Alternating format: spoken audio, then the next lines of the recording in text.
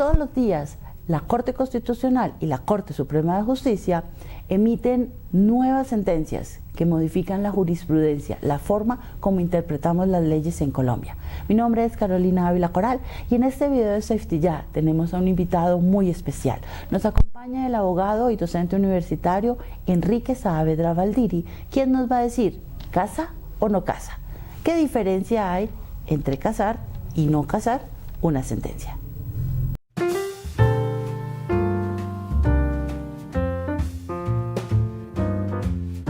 Hay dos entidades de la rama judicial que son el cierre de cada una de las jurisdicciones. En el caso de la jurisdicción ordinaria, dentro de la cual se encuentra la laboral, es la Corte Suprema de Justicia. En el caso de la jurisdicción constitucional es la Corte Constitucional.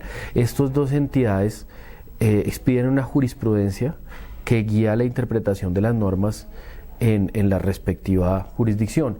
En el caso de la casación, la expresión casa o no casa, o casar, viene de una palabra francesa, en francés, que significa romper.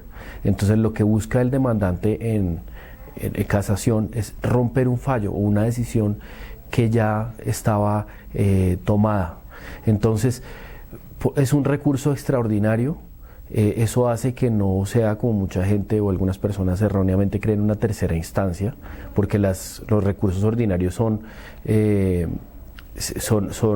dentro de ellos está la apelación y la reposición de algunas providencias, o sea, hasta una segunda instancia es un recurso ordinario. La casación es un recurso extraordinario, y es extraordinario porque ahí no se va a ventilar nuevamente el debate, ni tampoco se van a conocer pruebas, o el juez no va a conocer pruebas, sino simplemente se va a tratar de romper o no romper el vínculo de una sentencia en firme en segunda instancia por un error en la decisión. Entonces, ¿cuáles son las causales para examinar ese error? Son tres: o bien un error de derecho, o un error de hecho, o una falsa apreciación de las pruebas. Cuando estamos en el primero de ellos, error de derecho, puede ser causado por dos vías distintas. O bien el juez aplicó una norma inexistente. ¿Por qué inexistente? Porque, por ejemplo, se le inventó, y con base en esa norma creada en su mente o en su imaginación, tomó la decisión en la sentencia.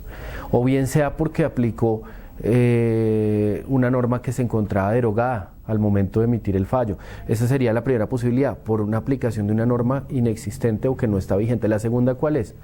Por una inaplicación de la norma que era aplicable a la controversia y que el juez la inobservó y aún así tomó la decisión. Entonces, en ambas direcciones estaríamos en un error de derecho. Cuando hablamos del error de hecho, ¿cuál es? Que el juez supuso o infirió un hecho de las pruebas que nunca estaba documentado, nunca estaba comprobado, y con base en esa creencia fundada determinó una sentencia en concreto. O bien sea porque dejó de apreciar un hecho que era importante dentro del debate y que se acreditó oportunamente, y el juez no lo tuvo en cuenta. Entonces, ahí sería un error de hecho, un error de apreciación del juez dentro de los soportes o pruebas que le dan en el debate para tomar, para expedir o emitir la sentencia. En el caso del error, de la tercera, que sería un error en la valoración de la prueba, el juez evidentemente observó una prueba, la analizó, y con base en esa prueba, que era una prueba determinante dentro del proceso, tomó la decisión. Pero ¿cuál es el problema? Que la valoró o la analizó en forma incorrecta. Para el juez, la prueba le decía algo que en realidad no decía eso. La prueba iba encaminada a decir otra cosa distinta a la que el juez apreció. Entonces, esos serían los tres motivos por los cuales se casaría una sentencia o no se casaría la sentencia. Ese es el objeto del análisis.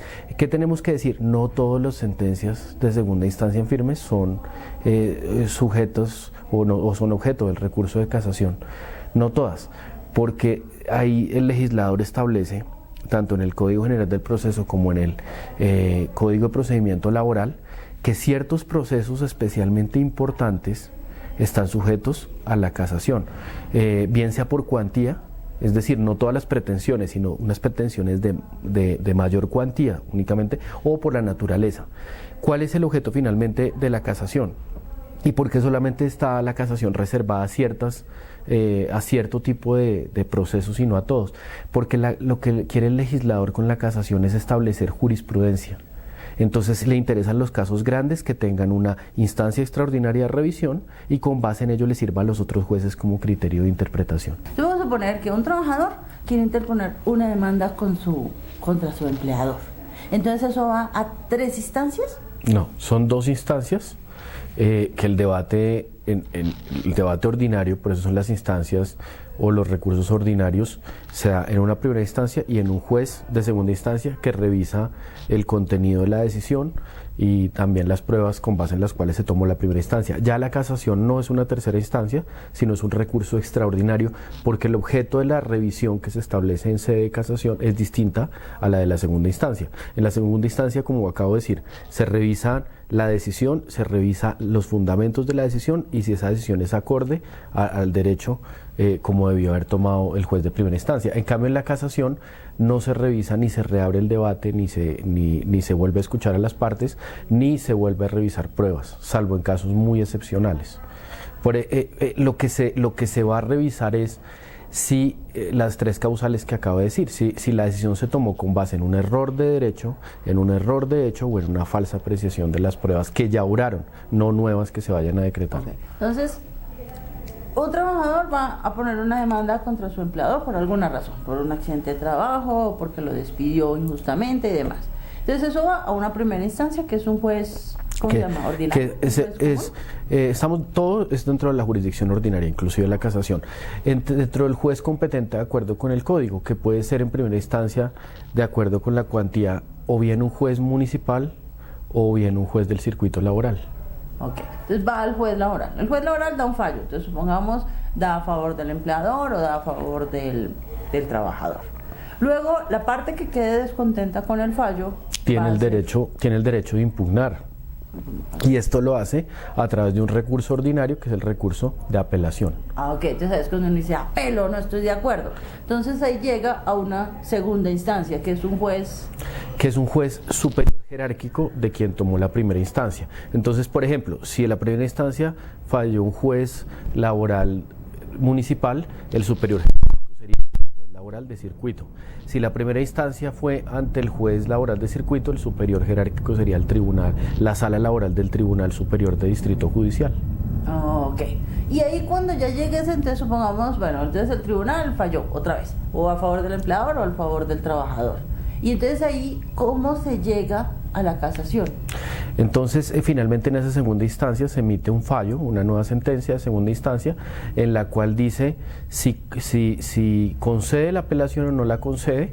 En caso de que la conceda, devuelve el expediente al juez de primera instancia para que él, de acuerdo con los parámetros, corrija el fallo, y si no, pues entonces simplemente la decisión queda en firme, ¿sí?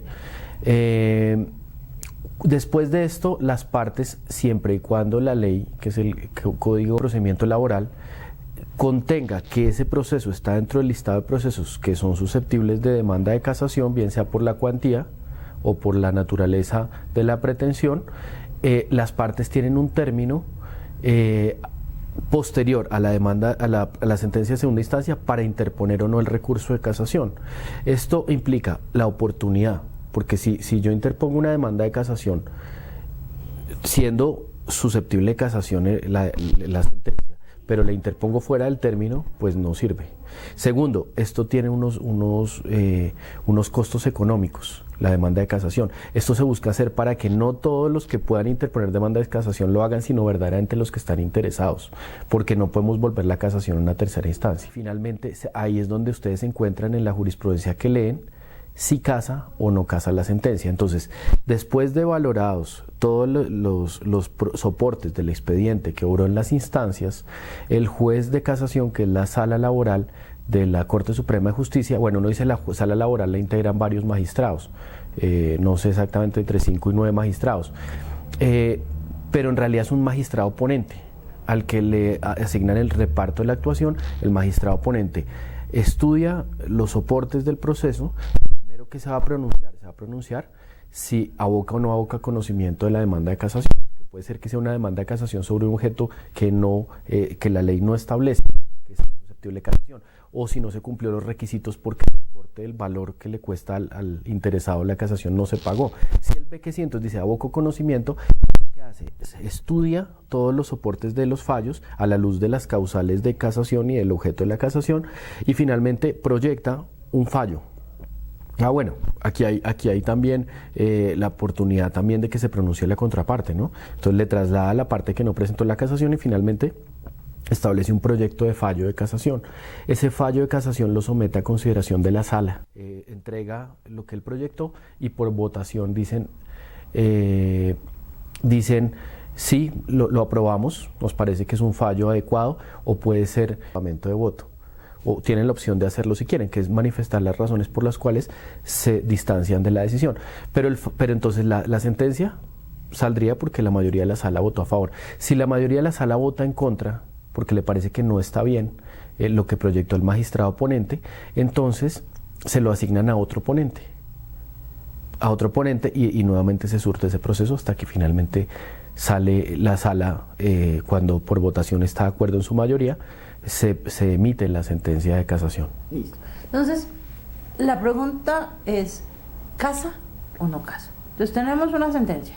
Entonces fue a primera instancia y ganó, supongamos, el trabajador. Entonces el empleador apeló, fue a segunda instancia y salió a favor del empleador. Entonces otra vez hubo la casación. Y entonces, ¿qué pasa cuando el juez dice casa? ¿Cómo se debe interpretar? Bien. Entonces, casa rompe. Cuando vean casa, rompo la decisión. Ya sabemos con qué fundamentos. Como derogarla, eliminarla, ¿no? Entonces, como queda rota la decisión, pues hay que tomar una decisión que la reemplace, ¿sí? Entonces, aquí se le devuelve, si rompe la decisión, porque la casa, se le devuelve al juez de segunda instancia para que el juez de segunda instancia tome la decisión que corresponde con base en lo manifestado en el fallo de casación. Okay. O sea, por eso cuando uno ve una sentencia y dice casan la sentencia del tribunal, el magistrado pues nunca recalcula los perjuicios y demás, o sea que eso va al juez de segunda instancia, quien, dependiendo de lo que haya dicho la corte, pues recalculará los perjuicios y las indemnizaciones y demás a que haya lugar. Fíjate, exactamente es como dices. Ustedes, si no son abogados o no les interesa el enfoque jurídico del asunto, sino el enfoque técnico de la decisión como criterio de interpretación de las reglas que aplican en su profesión, no se preocupen por mirar la responsabilidad de que se devolvió al tribunal y el tribunal qué hizo y cuáles fueron las pruebas. No se enfoquen en eso. Simplemente enfóquense en que ustedes están mirando un fallo del máximo ente de la jurisdicción laboral y que ese máximo ente echó para abajo o rompió una decisión que había sido ya de las instancias ordinarias y está explicando o está argumentando por qué ese fallo no es correcto y la interpretación correcta. Entonces a mí como profesional de seguridad y salud en el trabajo me interesa es saber qué casó, pero ¿por qué casó? Porque la interpretación correcta de esta materia de controversia, que puede ser una materia de muchas otras controversias similares, se debe interpretar en este sentido la norma. Entonces, eso es lo que a mí me interesa, pero me parece importante aclarar qué significa eso, porque eso puede llevar a equívocos de una persona que mira casa o no casa y no entiende qué contexto. Ok, y entonces en no casa es al revés, estoy de acuerdo con lo que dijo el juez de segunda instancia, todo queda igual. Así es, pero la riqueza de la decisión, ¿cuál es? No es la decisión, es la argumentación. Entonces, la Corte Suprema de Justicia, cuando emite fallos de casación, bien sea otorgando la casación o no otorgándola o negándola, lo que está estableciendo es jurisprudencia sobre una materia. Y eso es lo valioso, porque la jurisprudencia es una fuente, de acuerdo al artículo 230 de la Constitución Política, es una fuente auxiliar de interpretación del derecho. A veces la norma no es del todo clara, a veces la norma permite ambigüedades o interpretaciones en distintos sentidos que razonablemente podría ser válida cualquiera de ellas. Entonces la jurisprudencia, como máximo ente de la jurisdicción laboral, la Sala Laboral de la Corte Suprema de Justicia, que se supone que está conformada por los mejores jueces y mejores funcionarios de la carrera judicial que puede haber en Colombia, me está diciendo, después de un análisis juicioso, cuál es el criterio de autoridad. No quiere decir que sea obligatorio, pero sí es de autoridad con el cual debería interpretarse una determinada norma. Esa es la importancia. Desde 1887 tenemos unas normas, la ley 187 de ese año, 157 de 1887 nos decía cómo interpretar el derecho, y nos decía, y esto sigue siendo todavía vigente, que se pueden citar 3 sentencias de casación como doctrina probable. Entonces, si yo encuentro, por ejemplo, que en 3 fallos de casación una determinada norma de seguridad y salud en el trabajo es interpretada de una manera igual, yo puedo decir, mire, esta es la interpretación de la norma. Si bien la norma tiene unos vacíos, si yo encuentro 3 sentencias de casación que hubieran sido expedidas en 5 años, en un lapso de 5 años, debo entender que es un criterio muy fuerte de autoridad para entender qué es lo que me quiere decir esa norma. Pero ahí, por ejemplo, influye la fecha en que fue el accidente, porque nosotros hemos visto situaciones de accidentes de trabajo que se desarrollaron en 2001, 2002, 2003, pero la sentencia de casación está saliendo 2018, 2019. Entonces una primera pregunta ahí es, ¿el juez de casación tiene en cuenta las normas que estaban vigentes al momento del accidente, o eso se puede ver influenciado por las normas que salieron hace poquito? En materia hay que diferenciar, hay unas normas que son sustanciales o que rigen el fondo de la controversia, y otras que son las normas procesales o procedimentales dentro del trámite del proceso, cuáles regulan. En las normas sustanciales yo debo interpretar los hechos a la luz de la normatividad vigente al momento en que estos ocurrieron. En el caso de las normas procesales se dice que estas son incoloras y son neutras. O sea, si en el 2011 tuve el accidente y el Código Laboral del Trabajo en 2015, cuando va a presentar la demanda, lo cambiaron y ahora es otro código, no me van a conceder que yo pida que tramiten el proceso con el código de procedimiento anterior, porque las normas procesales no influyen en el fondo de la decisión. Entonces hay que hacer esa distinción. A veces hay normas que derogan las normas pero establecen un régimen de transición para que durante ciertos años haya una cosa que se llama la ultraactividad de la norma derogada, para que 3 años más es como un régimen de transición. Esto se ve mucho en la seguridad social, que son los que quedan en el régimen de transición. No obstante, se expide una norma que deroga la anterior, sigue rigiendo. Pero en general tenemos que decir que para efectos sustanciales, la norma que se aplica al proceso es la que está vigente para el momento de los hechos. Porque esto, por ejemplo, puede ser, vamos a poner un ejemplo práctico, en la seguridad y salud en el trabajo, un empleador, digamos, no el sistema, sino el empleador directamente debería responder indemnizando patrimonialmente porque él objetivamente incumplió un deber de cuidado y por lo tanto él debe responder.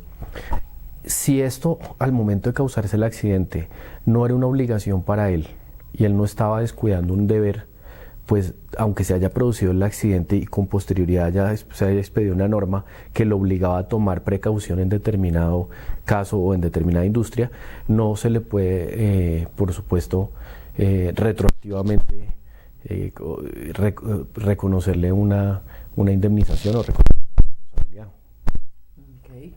Entonces, tenemos como conclusión, cuando estamos revisando una sentencia, lo más importante es el análisis de causas. ¿Qué fue lo que motivó a ese magistrado a dar su respuesta? ¿Sí? ¿Cuál fue el estudio que él hizo para llegar a la conclusión que él llegó? Sí, es de acuerdo. Lo único es que no es el magistrado, sino la sala laboral. Ah, ok. Es la sala siempre, o sea, el magistrado hace el documento, pero es la sala la que toma la decisión. Exactamente. Ah, okay.